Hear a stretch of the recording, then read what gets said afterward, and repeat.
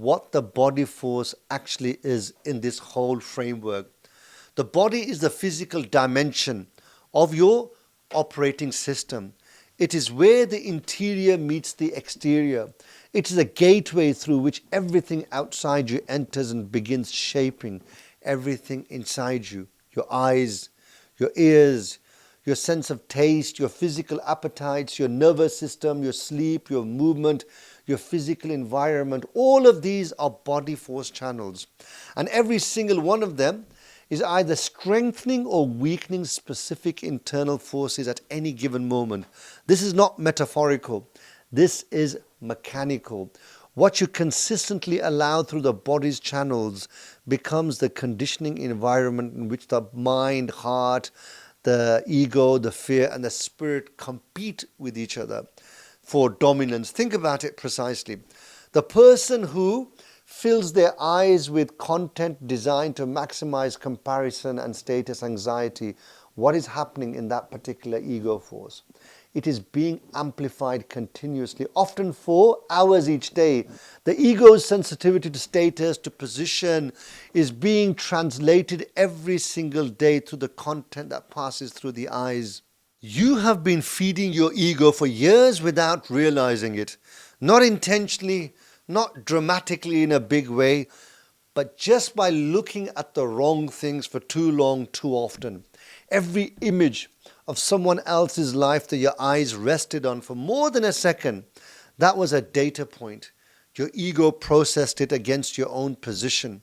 Your fear noted the gap. Your mind began constructing a response, and you felt the result, the low-grade dissatisfaction, the restlessness, the sense that your life should look different, without ever connecting it to the input. That is what the body force does. Not the body as a physical object, but the body as a gateway, the channel through which everything outside of you enters and begins reshaping everything inside of you. And most people have left that gateway completely unguarded, not because they are careless, because nobody told them it even existed and how to protect it. We have spent the last several episodes mapping the forces that run the operating system inside of you, the mind, the heart, the ego, the various different fears, all internal, all already running the human operating system. But today, we arrive at that force that determines what those internal forces are fed, the body. The gateway through which your eyes, your ears, your appetite, and your physical desires either condition your human operating system or gradually, invisibly, systematically pull it apart. Every force inside you is shaped by what you allow through the gateway. And most people have never once made a conscious decision about what that is. Let me be precise about what the body force actually is in this whole framework. The body is the physical dimension of your operating system. It is where the interior meets the exterior. It is a gateway through which everything outside you enters and begins shaping everything inside you. Your eyes, your ears, your sense of taste, your physical appetites, your nervous system, your sleep, your movement, your physical environment. All of these are body force channels. And every single one of them is either strengthening or weakening specific internal forces at any given moment. This is not metaphorical. This is mechanical. What you consistently allow through the body's channels becomes the conditioning environment in which the mind, heart, the ego, the fear, and the spirit compete with each other for dominance. Think about it precisely. The person who fills their eyes with content designed to maximize comparison and status anxiety, what is happening in that particular ego force?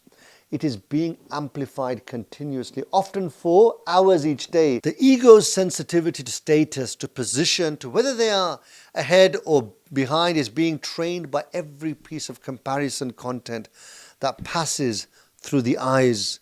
The person who fills their ears with noise, constant music, constant content, constant input, what is happening to their capacity for the stillness in which the heart and spirit can speak? That's why sometimes you will find you could be in the shower, you could be doing, even in prayer, your mind is buzzing with certain tunes or music or song which you may have heard earlier or days before. It's because it has been affected, the heart has been affected by what you have allowed in through the ears. And this is a very, very common thing that most people experience. It is being progressively eliminated, the ability to be able to silently hear the spirit. The person who consistently overfeeds the body, who has made the physical appetite an ungoverned force, what is happening to the clarity of their mind and the sensitivity of their heart? Both are being dulled systematically with every indulgence that normalizes the body force as the dominant operating principle. The body is not separate from the other forces. It is the environment in which they all operate. And what you must put into that environment determines which force gets stronger and which gets weaker. Let me show you the 4 primary channels of the body force and what each one is doing to your human operating system that operates inside of you. The first channel is the eyes. What do the eyes consume? The eyes are the most powerful single channel of the body force. What you look at repeatedly, what you allow your gaze to rest on, to seek out, to return to, shapes the interior operating system with extraordinary efficiency. Not because seeing is the same as believing, but because the operating system does not distinguish between what you see externally and what is processed internally. The comparison image, someone else's success, status, body, life registers in the operating system as a data point. The ego processes it against its own position. The fear force notes the gap. The mind begins constructing a response. All of this happens automatically, without your permission, without your awareness. And when it happens, hundreds of times per day, which is what the average person's digital consumption now produces, the ego and fear forces are being trained towards chronic activation by the simple act of looking. The classical tradition understood this with precision that modern psychology has only just caught up with. What the eyes habitually rest on shapes the interior, not occasionally, structurally. And the inverse is equally true. Disciplining what the eyes consume, not through suppression, but through conscious direction, is one of the most powerful interventions available for the operating system. The second channel, the ears. What do the ears hear and absorb? The ears are the channel through which external world reaches the mind most directly. What you listen to repeatedly shapes what your mind treats as normal and as true, and the way things are. The person whose primary audio environment is outrage, content, political conflict, manufactured grievances, the constant activation of the threat response is not just consuming entertainment. They are training their fear force to operate at a permanently elevated level. The person whose primary audio environment is music that activates desire and immediate gratification is not only just listening to music or just sound, they are conditioning the ego and desire forces towards dominance. And the person who has eliminated silence entirely, who fills every available moment with audio input, has removed the conditions in which the heart and spirit can be heard. The spirit speaks in stillness. An operating system that is never still, that has been conditioned to treat silence as something to be filled immediately, will not hear either of them. Not because those forces have gone silent, it's because the noise was trained to get louder and louder, and this is why they no longer hear that message from the heart and the spirit. The third channel is about food. The food that we consume, we mostly equate food to something that, if you overeat, you're just going to put on a bit of weight, but it has much bigger impact than that, much greater effect on all the other forces. The physical appetite is the root desire, the one from which all other desires grow. Let that land for a moment. Do not underestimate its effect on the whole system. The wisest minds across human history, from ancient physicians to modern neuroscientists, have understood something that the modern food industry has spent billions of dollars trying to make you forget. What you eat and how much you eat directly governs the state of every other faculty you possess. When the appetite is ungoverned, when the body force in this channel is allowed to run at excess, the consequences propagate through every other force in the system with mechanical precision. The mind becomes slower, less sharp, more easily distracted. The cognitive dulling that follows a heavy meal is not imagination, it is the operating system redistributing its resources to manage the physiological load, having less available for genuine clarity and discernment. The heart becomes harder to access. The moral signal becomes less acute. The person who is constantly overfed operates with a kind of emotional heaviness that makes genuine compassion, genuine reflection, and genuine honesty progressively more effortful. The ego becomes louder, more preoccupied with comfort and immediate satisfaction, because the appetite for food and the appetite for status and comfort are running through the same channel. Govern one and the other one quiets down. Let one run and the other amplifies. The spirit becomes inaudible completely, because the spirit requires a quality of internal lightness and alertness that chronic overeating, excess in the appetite channel systematically destroys. Think about the last time you ate until you were genuinely full beyond what the body needed. What happened to your mental clarity in the following hours? What happened to your motivation and emotional availability, your capacity for genuine reflection? This is not a coincidence. Just remember that. This is the operating system reporting the cost of the channel being ungoverned. Now multiply that across 3 meals a day, across a culture that has engineered food specifically to override the satiety signal, to make you eat past the point where the body has had enough because the product was designed for that outcome. We used to eat to live, but we now live to eat. Just look around you with all the plethora of restaurants and dessert parlors and all sorts of sort of delights which are tempting us every single day right outside our own doorstep. As soon as you step outside the house, you are being constantly bombarded, not only physically through retail outlets, but also even on your phone sitting at home. You can now order any type of cuisine, any type of food that you want to indulge in, just through an app, delivered to your door literally in minutes. And this is what is destroying people without them even realizing. And the operating system is paying the price of that inversion in every other domain simultaneously. The 1/3 principle, 1/3 for food, 1/3 for water, 1/3 left empty, as told to us by wise people of the past, is not asceticism. It is the most precise sort of remedy, solution for this particular problem that we are now experiencing. The body force maintained at that level that serves the other forces rather than colonizing them.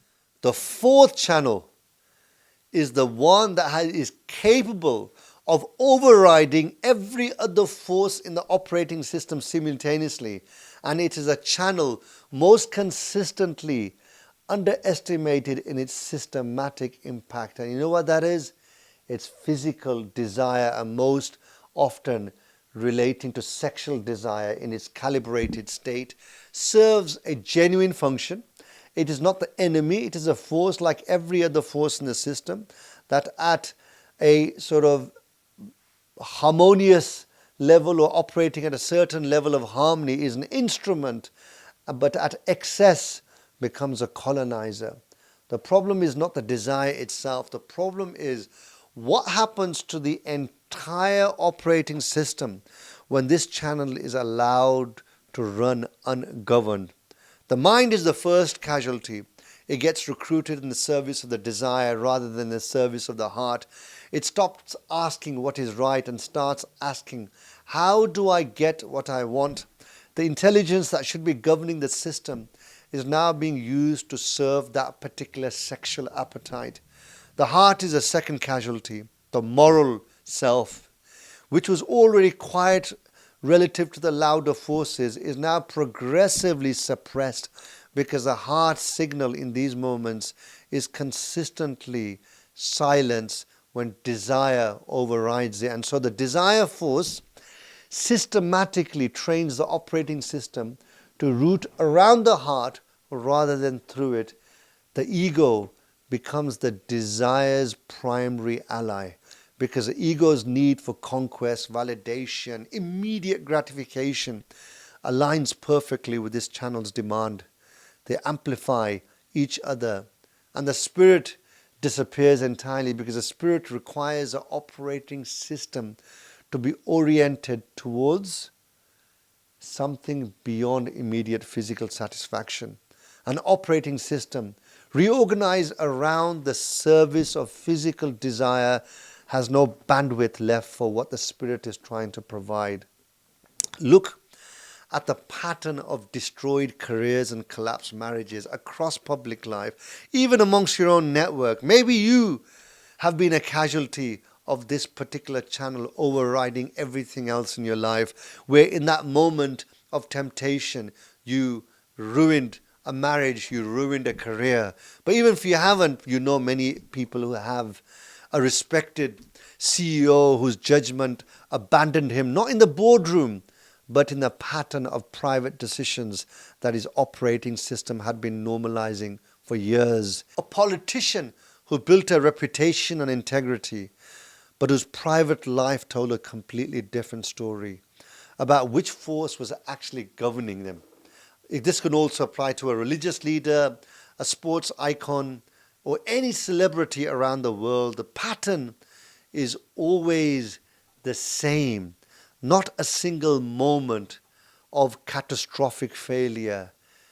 A gradual process of normalization, each indulgence slightly further than the last, each justification slightly more sophisticated than the previous one. The mind working overtime to make the desire feel reasonable, the heart progressively silenced, the ego consistently rewarded towards this instant gratification. So until the gap between the public operating system and the private one becomes so wide that it triggers the collapse, and when that collapse comes, it looks sudden to everybody else watching, but it was never sudden at all.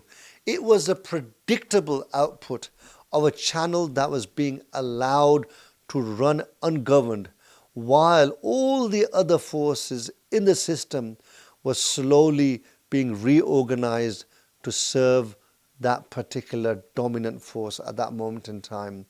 So the lesson is not about those public figures. The lesson is about the mechanism, because the same process at a smaller, less visible scale operates in ordinary life for every single person, every single day. In the marriage, where physical desire for someone outside the relationship is being fed through the eyes and the imagination, not yet acted upon, but being normalized incrementally. In the relationship, where one partner is using the other primarily as a channel for physical gratification rather than genuine connection, and has trained themselves not to notice the difference. In the person who reaches for physical stimulation, in whatever form, as a primary response to every moment of internal discomfort. This could be through their addiction of looking at pornography or some other means. The body force does not care about the scale. It operates through the same mechanism at every level. Govern the channel, and the other forces regain their operating capacity and to operate at a harmonious level. Leave it ungoverned, and the operating system will reorganize itself around its service without announcement, without drama, gradually, reliably, until the reorganization feels like identity. So I want to go deeper into the actual mechanism, because understanding how the body force shapes the other forces is not enough. You need to understand why the damage compounds so reliably and why most people never see it happening until it's too late and it has done extensive damage in their lives. Let me show you this through real life examples, because here is the most documented pattern in human behavior, not just an abstract example. Let's think about someone like a big celebrity, Kanye West. Here's a man of extraordinary creative intelligence, genuinely one of the most gifted musical minds of this generation.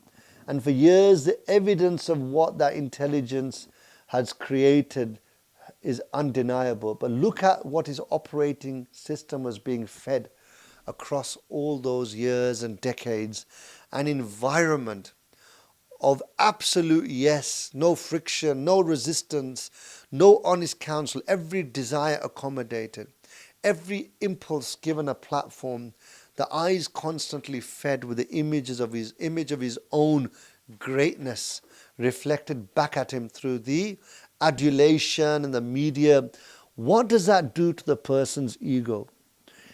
It removes every natural governor. The ego, which requires resistance, honest feedback, and the friction of genuine accountability to stay calm and grounded, was instead being constantly amplified.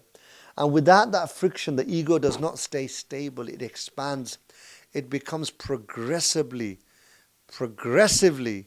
more disconnected from the heart's honest signal. It begins to mistake its own voice for the only voice.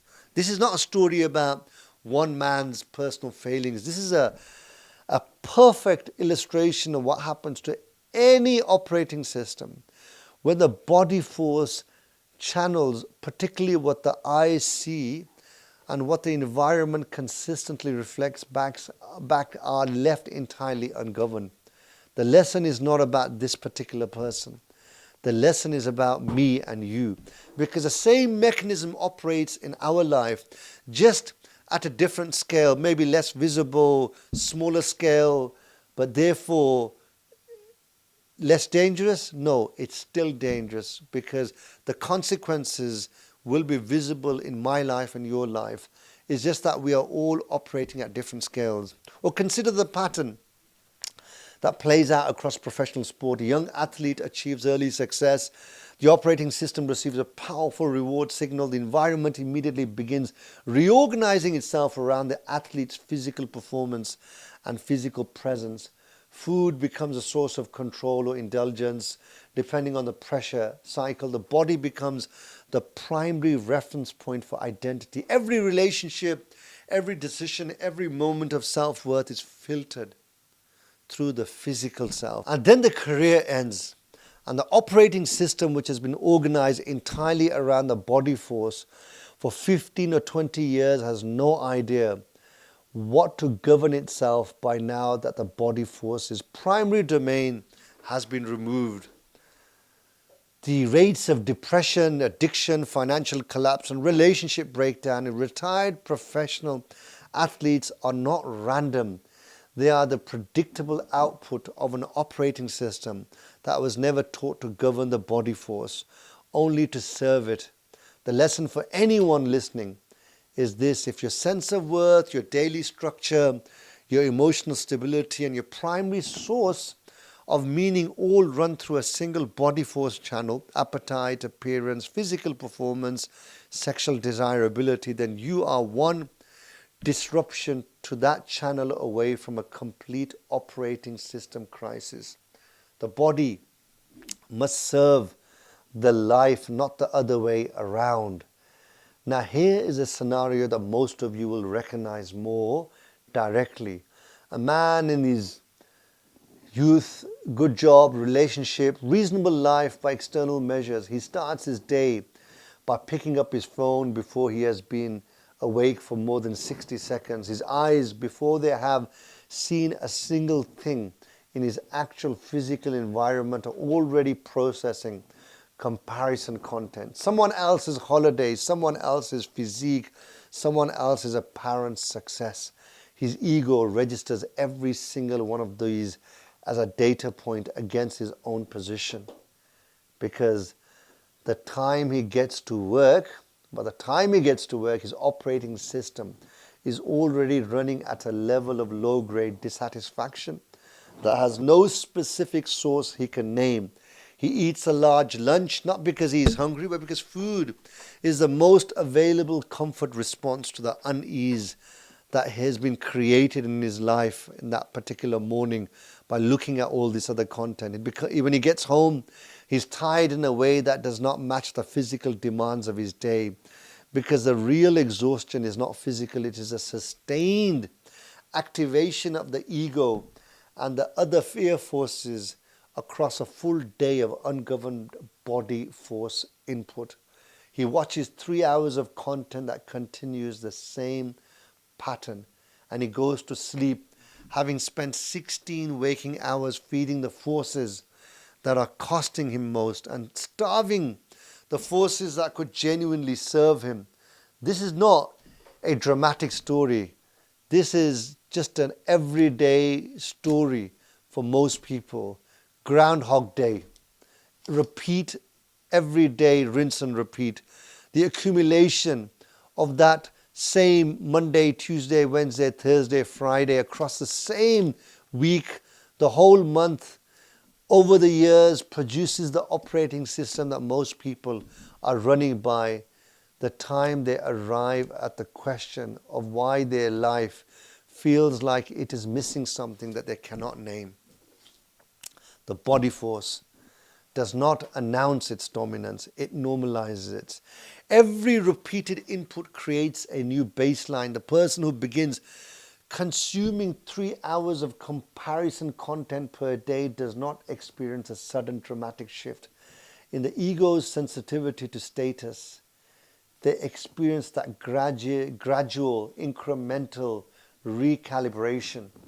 Each day the new input that they are feeding themselves with feels normal. Each week, the previous level of ego anxiety that would have registered as excessive now feels like baseline. Until the person reaches a state of chronic ego activation, constant status anxiety, constant comparison, constant sensitivity to social position, that by now feels completely natural because it has been trained to feel natural. Let me bring this into your actual life. Think about what your eyes have consumed today.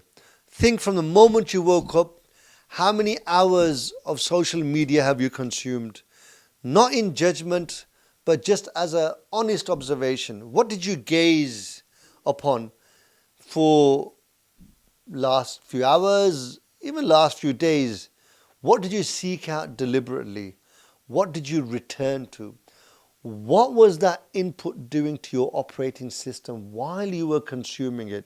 Was it activating the ego's comparison sensitivity? Was it feeding a desire that has no genuine connection to what you actually value? What is contributing to the chronic activation of fear? Or was it creating conditions in which the heart and spirit could be heard more clearly? Now, think about the silence in your life. Not as an absence, but as a quantity. How many genuine minutes of silence do you experience on a daily basis? Just reflect on today. Not silence as background, the silence where you are not consuming any input at all, where the operating system has the conditions it needs for the quieter forces to resurface. For most people in the modern world, the answer, in all honesty, is very few, because the default, the habitual trained normalized default is to fill every available moment with input. You can't even sit still for a moment without reaching for your phone and scrolling. You can't bear silence. You need to be listening to something, whether it's in the car, it's on your headphones while you're working, while you're on public transport, while you're in your place of work. You want to be constantly filling that gap with noise around you. And this is what is actually unhealthy. But we live in this environment with all these things have now become normalized. So an external environment specifically designed to ensure that the conditions required for genuine stillness almost never naturally arises or occurs. And the most important question, what does your physical appetite look like right now? Not in terms of what you eat specifically, but in terms of who is governing it. Is it the body force running at a level that serves the other forces, calibrated, disciplined, kept in its proper place as an instrument? Or has it become the operating principle, the thing the day is organized around? I know many people who live their entire day or life around what they are going to eat, where they're going to go to eat, what they're going to consume.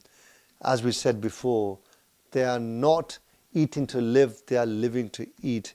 And the source of comfort of the operating system is the wrong thing that they have prioritized. So when the heart is uncomfortable or the spirit is trying to surface an inconvenient question because the body has taken over and has silenced all these other forces, because the ego has been triggered also for instant gratification and for instant comfort, which other forces do not let you have the easy ride, because they know what's good for you in the long run. As my final concluding thoughts, I just want to make one thing very clear. I am not advocating physical restraint, deprivation, life of asceticism. That's not what this framework is about. It is not what the classical tradition and the wise men of the past have said either. The goal is not to eliminate the body force and its associated physical pleasures. It is to calibrate it. The distinction is precise and important. Elimination would mean treating the body as an enemy, suppressing its legitimate functions, will be denying genuine needs. This is not integration. This is a different kind of imbalance. The integrated operating system, the North Star we have been building towards throughout this series, does not deny the body, it governs it. The body eats, but it does not overeat. The eyes see beauty, but they do not seek out what degrades the other forces. The ears receive and hear the sound, but they also receive silence. The physical appetites are acknowledged, but they are not allowed to become the governing principle of the system. The difference between these two states of elimination and calibration is not the difference between the person who is at war with their own body and the person who has simply decided that the body serves the life rather than the life serving the body. This is the standard, not through deprivation, not conscious indulgence, but conscious governance. This is the most important thing that you really need to try and understand. The modern world is engineered with extraordinary precision and at enormous scale an environment designed to keep the body force in a state of chronic activation, overstimulation. The food industry, the entertainment industry, the social media architecture, the advertising industry, all of them profit from the body force being ungoverned. And all of them, through the combined weight of their influence, constitute the most powerful external influence in the modern operating environment An external influence that turns the body force's volume up continuously while simultaneously suppressing the conditions that are sort of conducive to a good life in terms of the stillness, being calibrated in terms of your appetite and desires, disciplined consumption, that would allow the quieter forces to be heard. This is not a conspiracy, it is simply the logic of systems optimized for consumption rather than integration.